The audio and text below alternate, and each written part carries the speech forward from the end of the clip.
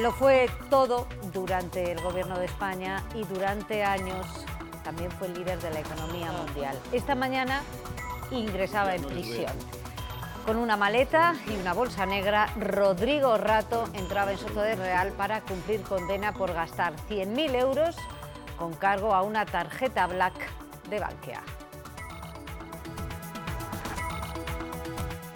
Y todavía tiene pendientes otras causas judiciales. ¿Qué tal? Buenas tardes. Es jueves 25 de octubre y según la EPA, la encuesta de población activa, el empleo en verano recuperó los datos de antes de la crisis. La tasa de paro en Castilla y León bajó hasta el 11,3%, 3 puntos más que la media española. Además, Soria es la segunda provincia a nivel nacional después de Guipúzcoa con menos tasa de desempleo, un 7,8%. Los autónomos se enfrentan a un futuro plagado de incertidumbre. El Gobierno retrasa una cotización acorde a sus ingresos, al menos para el próximo año, y plantea 3 escenarios y en todos ellos con una subida de las cotizaciones. Nosotros no estamos de acuerdo en subir las cotizaciones a los autónomos en esos niveles. Ya no hay marcha atrás para el sector minero de la comunidad. El documento firmado ayer garantiza las condiciones laborales para los mineros que se queden en la calle, ayudas para atraer empresas, pero según el Gobierno regional, Leticia Sánchez, todo eso no disimula la dura realidad que se abre para nuestras cuencas. Si la Junta es pesimista, dice que no se va a conseguir en 2 meses lo que no se ha conseguido hasta ahora con 150 millones de euros que ya había sobre la mesa, y eso es lograr que otras empresas quieran apostar por las comarcas mineras. Insiste, el horizonte debía haber sido 2030. El presidente del Tribunal Supremo ha reconocido esta mañana que se equivocó al gestionar el tema de la sentencia que obliga a los bancos a asumir el pago del impuesto de actos jurídicos documentales. Lesmes, que ha dado a entender que no habrá rectificación, ha pedido perdón por toda la incertidumbre que se ha creado. Pedimos disculpas a aquellos ciudadanos que se hayan podido sentir perjudicados por esta deficiente gestión de este asunto. Pero lo que quiero es hacer una llamada a la confianza. El Tribunal Supremo lleva actuando desde hace 206 años y en estos 206 años ha servido con calidad y eficacia a la sociedad española. Un tribunal, el Supremo, que abre juicio oral el día en que se confirma esa apertura. Se abre juicio oral a los investigados en el proceso y sentará en el banquillo a 18 líderes independentistas. La decisión sorprendía a la vicepresidenta en Ávila en unas jornadas sobre la Constitución en las que valoraba su reforma. Se puede afrontar la reforma de la Constitución. ¿Toda la Constitución abrirla en canal? No. Y en cuanto a las previsiones del tiempo, por ahora seguimos con temperaturas bastante suaves, pero solo por ahora. Esta va a ser la última tarde de temperaturas agradables y cielos despejados, porque durante el fin de semana va a cambiar el tiempo de manera radical. Llegarán las lluvias, las nieves y todo en un descenso importantísimo de las temperaturas. Pero de entrada, temperaturas suaves.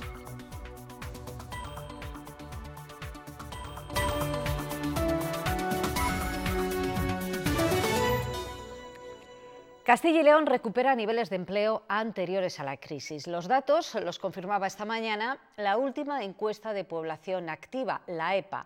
2 provincias de la comunidad, Valladolid y Soria, están entre las 10 con menor tasa de paro. El desempleo cae y, lo que también es muy importante, aumenta la población activa.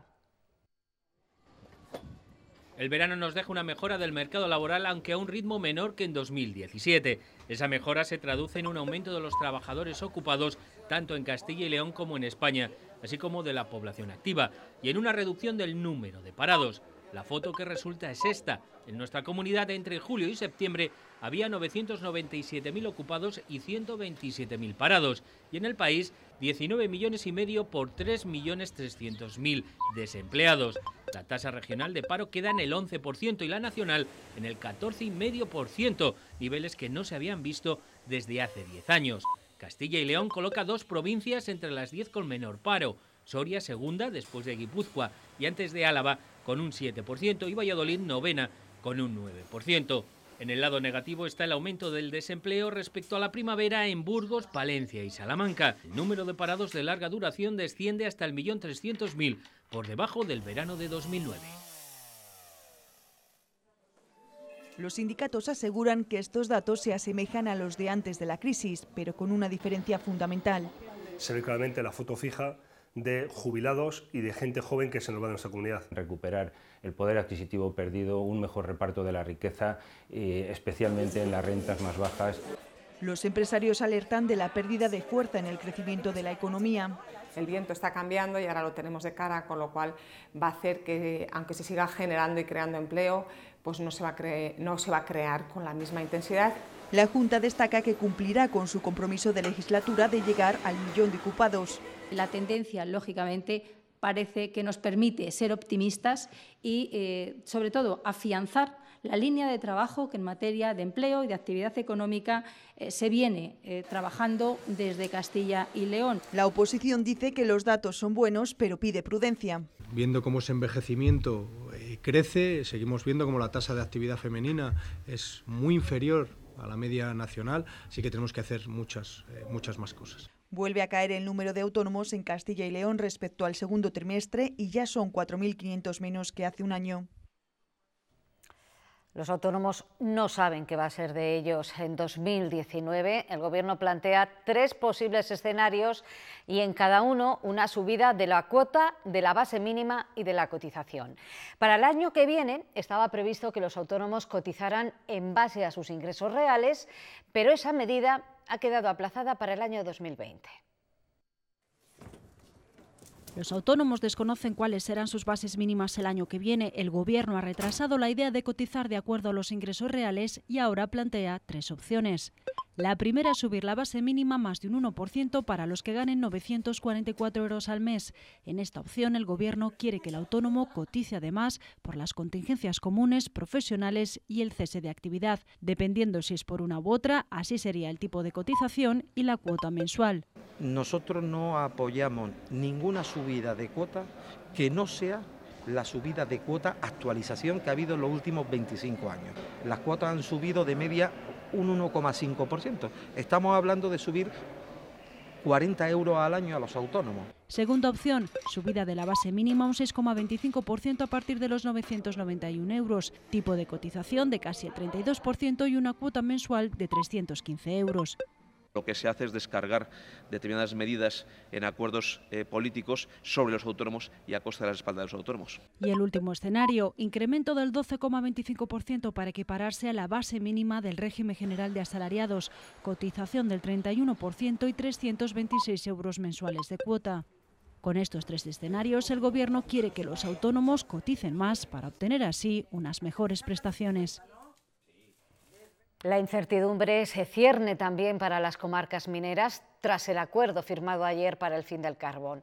Es lo que subraya el Ejecutivo Regional, que esta mañana se ha quejado, Leticia Sánchez, Presidencia, buenas tardes, de no tener ni siquiera el documento. Sí, buenas tardes. La Junta dice que en una mínima relación entre administraciones, el Ministerio de Transición Ecológica y el de Industria debían haber remitido el acuerdo al Gobierno regional. No ha sido así. Marcos dice que el PSOE ha certificado una vez más la muerte de la minería. Todos son incertidumbres para la Junta en este acuerdo del que molesta, dice, si enterado por la prensa. El Ejecutivo cuestiona que en 2 meses pueda arreglarse todo. Dice que se ha cambiado actividad económica por prejubilaciones y carga contra el PSOE. El Partido Socialista ha enterrado la minería. Las ayudas al cierre ya existían. Con el Gobierno del Partido Popular y no se hacía esto porque efectivamente no parecía que estuviera ya preparado la actividad económica para generarse. No ha habido iniciativas y no es porque no se estén buscando, y esto lo saben ustedes, lo saben los trabajadores de las cuencas mineras, lo saben los sindicatos, lo saben los grupos políticos y lo sabemos todos. Marcos dice que nada saben de las térmicas, si se va a obligar a las eléctricas a las inversiones, porque están en juego, insiste, otros 800 empleos directos, además de los indirectos de las empresas de transporte y otras. El Grupo Popular en las Cortes propone modificar la ley de urbanismo para que puedan desarrollarse actividades extractivas relacionadas con metales y piedras ornamentales en suelo rústico protegido. Hoy han presentado una propuesta de ley para desligarlas de la minería energética y poder desbloquear proyectos que creen empleo. En ningún caso esta iniciativa va a suponer una autorización descontrolada de industrias extractivas, sino al revés, permitir que industrias extractivas que sean compatibles con el medio ambiente, con nuestro medio natural, puedan desarrollarse y con ello crear riqueza y crear empleo. El secretario general de Podemos en Castilla y León, Pablo Fernández, propone una serie de medidas para no dejar escapar a los profesionales sanitarios en la comunidad. Unas medidas que ha resaltado esta mañana aprovechando su visita a la localidad de Miranda de Ebro. El consejero de Sanidad ante los problemas se queda mirando como las vacas al tren y ante esa inacción, ante esa incapacidad, ante esa inepcia del Partido Popular, nosotros planteamos un plan estratégico para retener a los médicos y a los profesionales en Castilla y León con medidas como, por ejemplo, incentivar económicamente aquellas plazas de difícil cobertura, que esas plazas computen el doble en materia de concursos de traslado y, en tercer lugar, también el establecimiento de programas específicos de I+D+I para esas plazas que sean de difícil cobertura.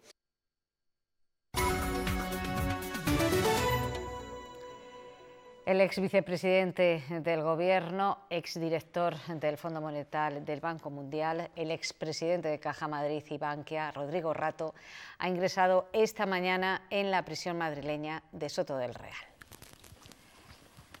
Ha sido poco antes de la 1 de la tarde. Rato entraba en la cárcel tras ser condenado en el caso de las tarjetas Black por un delito continuado de apropiación indebida. La pena impuesta es de 4 años y medio de prisión.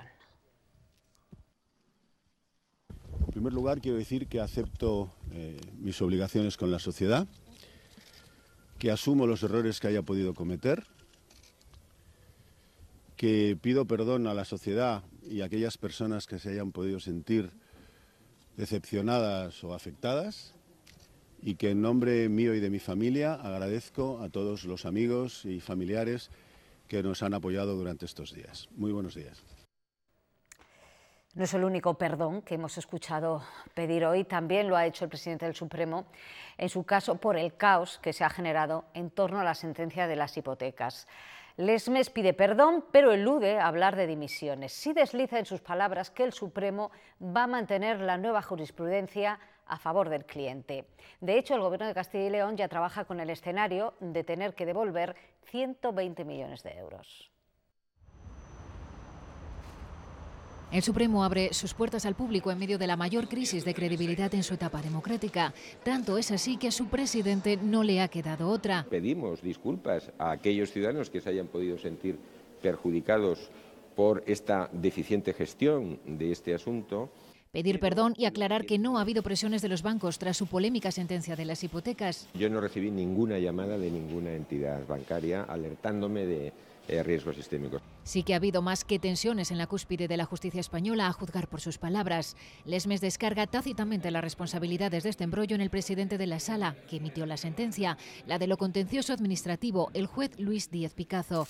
Dice que no quiso emitir una nota aclaratoria como él le sugirió y que optó por elevar el asunto al Pleno. La convocatoria del Pleno sí ha generado desconfianza, a mi juicio, indebidamente. Porque, aclara Lesmes, se ha generado la percepción errónea de que se va a revisar la nueva jurisprudencia. Esta percepción, que no se ajusta a la realidad, el Pleno de la Sala Tercera es absolutamente soberano. A la espera de que el Pleno se pronuncie el 5 de noviembre, la banca ya se pone la venda. Esta situación, que desde luego es insólita, pues es una situación en la que todas las partes perdemos. Mientras comunidades como Castilla y León se preparan para un escenario favorable al cliente con 4 años de retroactividad, que obligaría a devolver 120 millones de euros, dinero que la Hacienda Autonómica intentará liquidar antes a los bancos. A pesar de esta situación, Bankinter no ha paralizado su oferta de hipotecas. De hecho, su inversión crediticia ha aumentado un 5% hasta septiembre y roza los 55.000 millones de euros. y la morosidad es la mitad de la media de la banca española. La entidad ha presentado hoy los resultados al cierre del tercer trimestre. Bankinter ganó 404 millones de euros, un 7% más que hace un año. Las previsiones de crecimiento son buenas y no descarta acabar 2018 con récord de beneficios.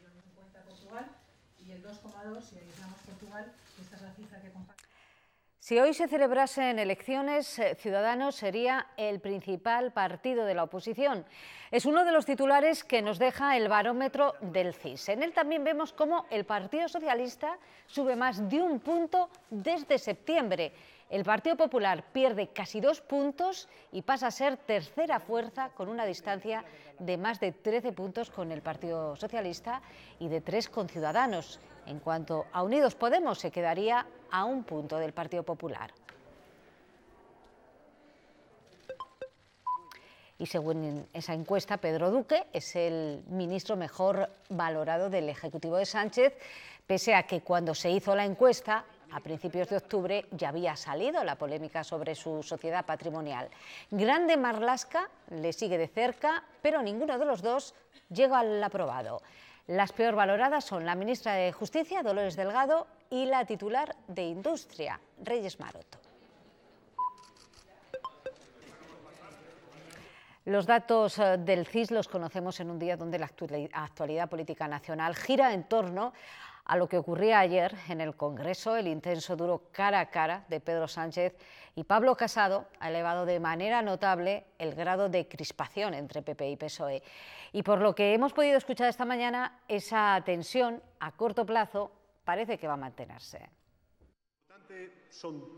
Fue un cara a cara tan intenso como lleno de tensión. ¿Usted no se da cuenta que es partícipe y responsable de un golpe de Estado? Pero no insulte, no difame, no calumnie. Lo primero, no se ponga usted tan digno con nosotros. Sí, es muy sencillo. Diga, me he equivocado, lo siento. Pero Pablo Casado no se disculpó y este jueves tampoco lo ha hecho. El debate de ayer fue meridianamente claro. Y a lo mejor alguno quiere ganarlo cuando se va al camerino o cuando se va a lamer las heridas. En el PSOE hablan ya de ruptura con el PP. Mientras el señor Casado no rectifique las graves acusaciones que hizo ayer al presidente del Gobierno, evidentemente no va a haber ninguna relación. Una rectificación casi imposible porque dicen los populares que contar con el apoyo de los independentistas. Los españoles eso en la calle le llaman colaborar con un golpe. Mientras el PP se muestra muy satisfecho con la dureza del discurso de su líder, los socialistas comparan. Quien estará muy contento seguramente será el señor Aznar. Y los populares recuerdan a Sánchez ataques políticos suyos, como esta Mariano Rajoy. El presidente del Gobierno, señor Rajoy, tiene que ser una persona decente.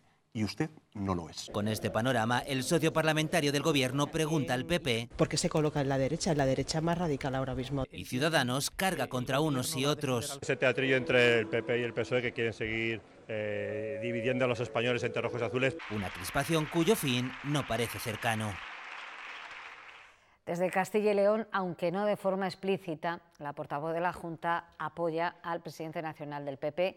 Dice que no llamó golpista a Sánchez y arremete contra este por sus últimas actuaciones. Más le valdría al presidente del Gobierno, ha dicho Marcos, romper con los golpistas y terroristas que con las fuerzas constitucionales. No podemos caer, como le digo, en esa trampa en la que hablemos de ofensas y nos hablemos de indignación para tapar la realidad. Y la realidad es que se está negociando el presupuesto de todos los españoles en la cárcel con los golpistas.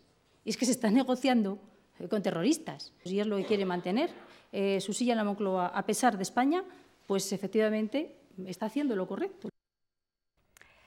En paralelo a la disputa política, el Tribunal Supremo ha cerrado el sumario del procés y ha abierto ya juicio oral por rebelión, malversación y desobediencia. La vista contra los 18 líderes independentistas se va a celebrar a principios del próximo año. Ahora se abre un plazo para que las acusaciones concreten su petición provisional de penas y después lo harán los abogados de la defensa. En el banquillo se van a sentar, entre otros, Oriol Junqueras, Carme Forcadell, Jordi Turull o Joaquim Forn. Y todo esto le ha pillado a la vicepresidenta del Gobierno, a Carmen Calvo, en Ávila, precisamente participando en una escuela de otoño de la UCAP sobre la Constitución. Allí ha dejado claro que la Constitución es la democracia, asegura que la Carta Magna no se puede someter a una reforma constante, pero sí a acometer algún cambio. Carmen Calvo, vicepresidenta del Gobierno, asegura que la Constitución ha servido en sus 40 años de vigencia para que los españoles tengan un sentimiento constitucional. En cuanto a si se debe reformar o no, se puede afrontar la reforma de la Constitución. ¿Toda la Constitución abrirla en canal? No.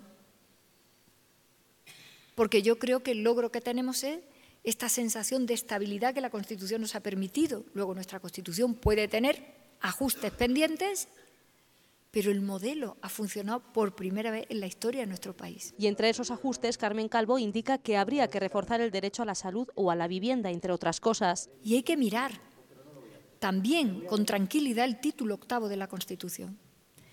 Las autonomías han sido una historia de éxito, pero hay que hacerle ajustes. Hay que mirar la ordenación de las competencias que están territorializadas para fortalecer la igualdad. Porque en el marco de esta escuela de otoño de la UCAP, Carmen Calvo ha querido dejar claro que la Constitución es la democracia y esta última no debe ponerse en peligro. Rebelión, un auténtico golpe de Estado, así califica la presidenta de las Cortes la situación que se vive en Cataluña. Silvia Clemente ha asegurado hoy en un foro sobre la Constitución en Salamanca que la osadía de aprobar leyes a través del atropello, contando con los votos de los que están huidos y sin dar voz a otros grupos políticos, es el mayor delito posible que se puede cometer. Estamos en el siglo XXI y ahora los golpes de Estado no se dan como se daban en el siglo XX, ahora se dan contra las leyes.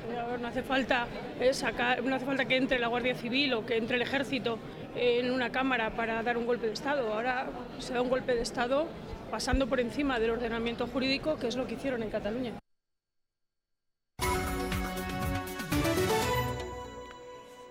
Cuidador familiar o profesional. Castilla y León ha apostado por este último y eso supone que la ayuda que recibe el dependiente sea mucho menor que la que percibe en otras comunidades como Madrid. Esa es la situación con la que se encontró una familia cuya madre, enferma de Alzheimer, se trasladó de Madrid a un pequeño pueblo de Soria y pasó de cobrar 300 euros al mes a 36. Mi madre estuvo viviendo aquí Ana Caridad tiene reconocido un grado 3 de dependencia, el más grave. En Madrid, su hija, quien la cuidaba, recibía 290 euros para ayuda en el entorno familiar. Cuando llegó a Cueva de Ágreda, en Soria, la prestación se redujo a 36. Pero yo me pregunto si las personas como mi madre que reciben 36 euros, ¿qué es eso al mes? La situación no ha cambiado para ella, pero sí cómo se gestionan las prestaciones a la dependencia. En Castilla y León se apuesta por el cuidador profesional y eso es lo que se financia más. Se garantiza la ayuda a domicilio allí donde vive esta persona. Esto es una garantía para los cuidados y esto es realmente cumplir la ley de dependencia que establece los cuidados familiares con carácter excepcional. La Junta dice que la red de ayuda a domicilio con cuidadores profesionales garantiza la atención también en el medio rural. Pero Castilla y León la tiene, en este municipio la tiene, hay personas en el municipio que están recibiendo ayuda a domicilio y la puede recibir exactamente en los mismos términos. El Gobierno autonómico destaca que prestar esos servicios es más caro que dar la paga a los familiares. El maltrato a las personas mayores es una realidad encubierta de muy difícil detección. El daño también puede ser económico, así lo ha dicho hoy el director general de Familia y Políticas Sociales de la Junta. Lo ha hecho en la inauguración de un curso sobre maltrato a personas mayores y ha recordado el impulso de la Junta a un plan de violencia intrafamiliar para minimizar las agresiones en los hogares. Según la Junta, casi el 1% de nuestros mayores sufren algún tipo de maltrato, que puede ser físico, psicológico o económico. También es verdad que a medida que las personas son más dependientes, el maltrato también se incrementa. Y ahí ya la prevalencia se habla de en torno a un 1,5%. En el plan de prevención de violencia intrafamiliar, la Junta incidirá en la sensibilización, en la formación de profesionales y voluntarios, en la evaluación del problema y en la atención y orientación a las familias afectadas. Por primera vez una comunidad autónoma aborda lo que es la violencia intrafamiliar de manera global puede haber violencia hacia los niños, pero también hacia los progenitores, puede haber violencia hacia una persona con discapacidad, puede haber violencia también de violencia de género. La energía se focalizará en identificar los factores que provocan las situaciones de violencia con el fin de predecirlas y reducirlas. No es cuestión de política. Los datos técnicos derivados de los estudios internacionales o de los informes de los inspectores certifican una diferencia de nivel educativo creciente entre comunidades. Es uno de los asuntos abordados esta mañana en el Encuentro Nacional de Inspectores que se celebra en Salamanca, donde también se advierte de la falta de medios para controlar problemas como el adoctrinamiento. Son, en primer lugar, docentes, pero que se dedican a controlar el funcionamiento correcto de la enseñanza. Son los inspectores, una figura desconocida que pone en común problemas estos días en Salamanca. Su principal queja, la falta de capacidad efectiva para ser tenidos en cuenta. Desearíamos tener más autonomía profesional, más independencia técnica, de tal forma que parte de nuestros informes, de nuestras gestiones, no fuesen a menudo bloqueadas o condicionadas por decisiones políticas. Y eso se nota especialmente si hablamos de controlar, por ejemplo, que no se produzca adoctrinamiento en las aulas. En el caso de Cataluña se reconoce que existen muchas denuncias, pero el margen de actuación es escaso. El único arma que tiene el Estado también para supervisar los derechos de los ciudadanos es la alta inspección. La alta inspección no tiene inspectores, es una contradicción, es una reivindicación del sindicato, que la alta inspección tenga inspectores. Pero aparte de eso, lo que nos preocupa es que sí que existan algunos casos. Problemas de la inferencia política en la educación, algo que también ocurre en debates como el de las diferencias entre comunidades. Los inspectores constatan que hay dos Españas educativas, en gasto por alumno y en rendimiento, y piden que el debate busque cómo mejorar en comunidades que se quedan atrás en vez de generar ruido mediático. El militar de la Manada, Alfonso Jesús Cabezuelo, ha sido expulsado del ejército. Tras la sentencia que condenó a la Manada por haber abusado sexualmente de una joven de 18 años en los Sanfermines de 2016, este hombre se encontraba en servicio activo sin designación de destino.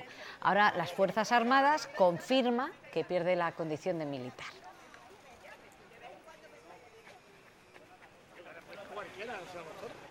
Y la Audiencia Provincial de Palencia, que ha condenado a este hombre a más de 8 años de cárcel por un delito de homicidio en grado de tentativa. Asestó 5 puñaladas con un abreostas a su expareja en el interior de un coche cuando iba a hacerle entrega de sus hijos. Cambiamos totalmente de asunto. La mitad de los aceites de oliva que se venden como extra no lo son. Lo dice un informe que ha hecho público hoy la OCU. Un fraude en el etiquetado que, si bien no supone ningún riesgo para la salud, al consumidor le cuesta de media 50 céntimos por litro.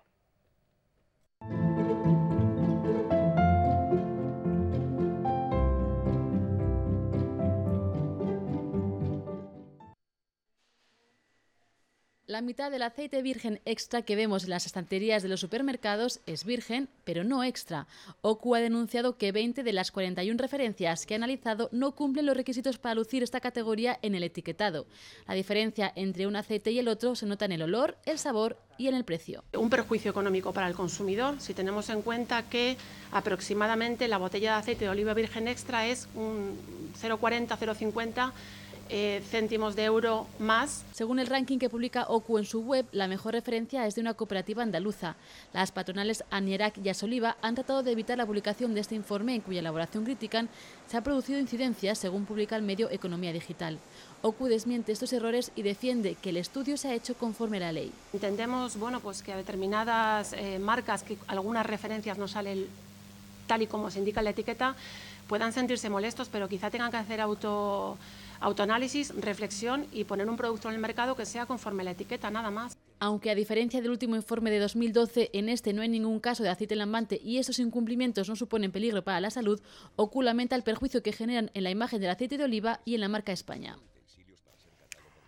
ACEBIN y la Secretaría de Estado de Turismo han renovado esta mañana en Roa su compromiso con las rutas del vino. El convenio firmado de 35.000 euros es para el Club de Producto, a través del cual se desarrollarán acciones de promoción del enoturismo. En el año 2017, las rutas del vino han generado en España un impacto económico de 61 millones de euros. De acuerdo, eso es lo que queremos, que no tenga señal de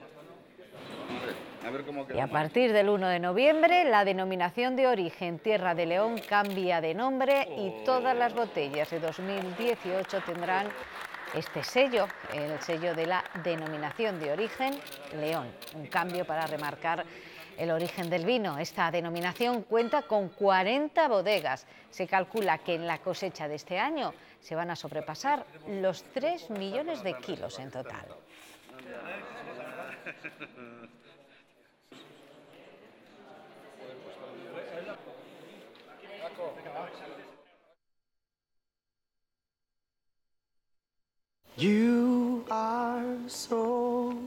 Desde hace 50 años en Pascual tenemos una cosa muy clara. Nosotros no hacemos leche, la leche la hacen las vacas. Por eso es tan importante para nosotros que todas nuestras granjas tengan el certificado de bienestar animal. Todos nuestros ganaderos madrugando y dando lo mejor cada día del año para garantizar el bienestar de esos animales. Porque cuanto mejor esté la vaca, mejor será la leche. Leche Pascual de bienestar animal. Dar lo mejor. Nos adentramos ya en la recta final de este informativo y lo hacemos con fiesta por todo lo alto, como la que se está viviendo hoy en Segovia, que festejan a su patrón, a San Frutos.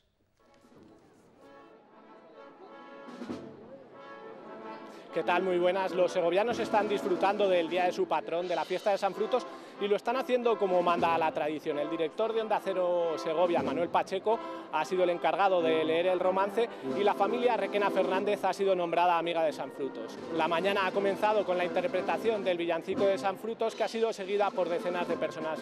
Los segovianos están pudiendo disfrutar del día de su patrón en una jornada primaveral. Portugal está de moda como destino turístico europeo y también lo está su cine. De hecho, el país luso es el invitado en esta edición de la Seminci. Uno de sus directores de más éxito y además miembro del jurado del festival ha pasado por Valladolid y ha trasladado sus inquietudes a los estudiantes de la universidad.